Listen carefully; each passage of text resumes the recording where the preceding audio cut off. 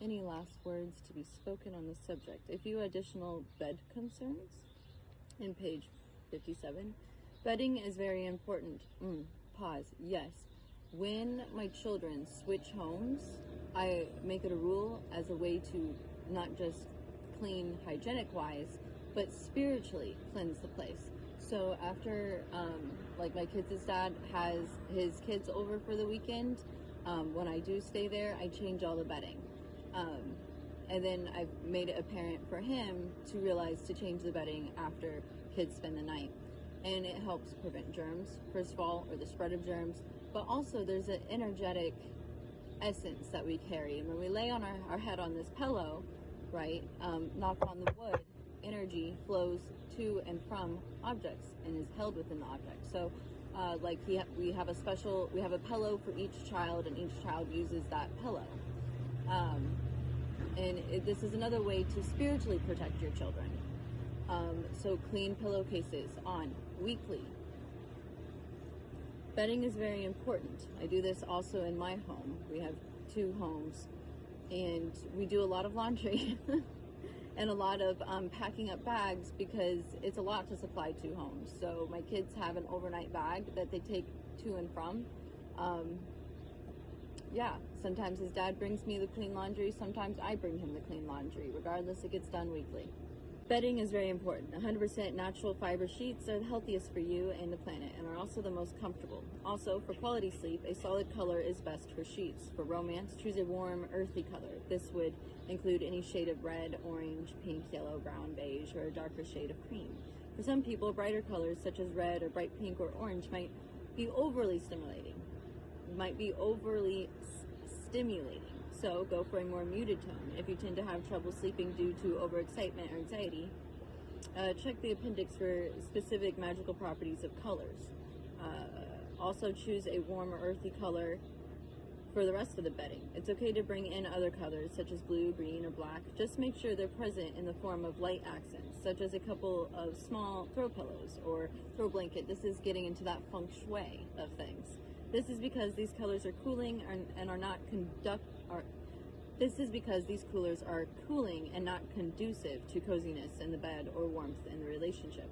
There's not always a perfect place in any given bedroom for the bed, but see if you can find the place in the room that fits the highest possible number of the following criteria. So arranging your living room in a way that flows naturally. You don't want to be opening the closet door and you can't open it all the way because it slams into the dresser, right? And then if someone wants to get past you, you're going to want enough space for you to be able to stand there while someone walking past you.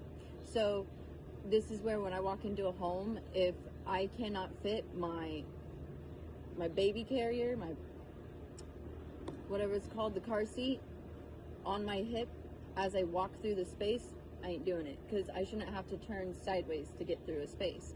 Also feels like a fire hazard. So these are little pet peeves of mine, but what I realize is when there is this clear open space to come and go, the energy is able to also move more freely and not get stuck and stagnant in corners and such.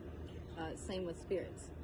Alright, fairies, angels, and other helpful beings. She's mostly commonly imagined as a dark-haired beauty with a cloak standing outside at night near a grove of trees, and additional to an image representing we're talking about Neemtona, Nemetona, Neemtona. Some items you might choose for an altar devoted to her include, who is she? Saint Francis of Us. Oh wait, hold on. We're gonna go back. A Celtic goddess of sacred groves.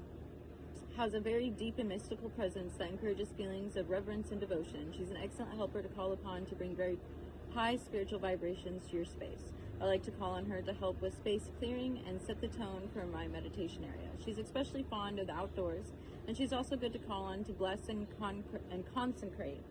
Ooh, we just talked about this word in a previous reading. Consecrate your outdoor areas. I use it, they use that word a lot in the series, the originals in Louisiana, or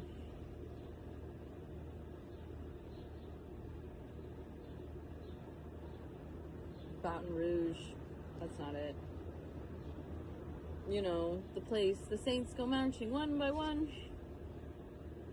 then surrender the situation to God or Goddess.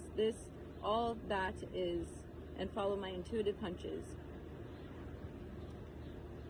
It says pictures and statues of Neem-Tona are not common. So if you feel drawn to create an altar or bring her image into your space, light a candle and say a prayer to her, asking her to present you with perfect image to represent her and summon her energy.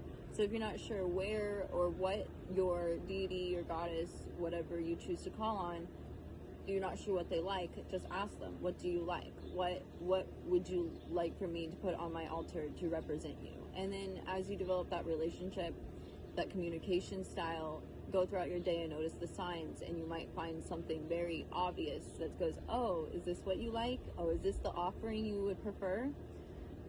Fairies and angels, other healing beings, on page 105, a world about altars. You probably won't want to assemble an altar for every single deity or group of deities that you work with in your home. In fact, you might never feel the need to assemble an altar at all. This is true. You do not need an altar to practice. Some may consider their vessel altar enough. However, occasionally you might, as assembling and tending to an altar is a very powerful, effective magical art, assembling an altar. If you like to amplify the energy already present in an item or area, you'd like to increase your physical, mental, or spiritual energy, you'd like to hold high and pure vibrations within an area, and you'd like to clarify and direct a specific intention, place it in your workspace to keep you clear, focused, and inspired. There's some people who what they practice is so poisonous, toxic, that they cannot keep it in their home. They must give it to the give it to the ground, as you wouldn't want that type of thing to be in your home. Harmonious romance, area item to be empowered, a red heart shaped candle. My partner and I now experience harmonious and passionate romance. I am divine love. Hang pictures that are relaxing and romantic. Go light on the decorations, books. On display, photos of your current relationship, if you have one. Pictures of other people are like those people staring at you while you're in bed. Needless to say, this is not conducive to intimacy. Yes, I keep the pictures, the family pictures, out of the bedroom. If we getting down in the bed, I don't want to look up, and see the pictures of the kids at the park last year. No, that can stay in the living room, the kitchen, that type of thing where family is together. But feng shui is allowing your bedroom or your space to embody exactly what is going to be done in it. This has been Intuitive Page Flipping with Miss Jane Says. Much love.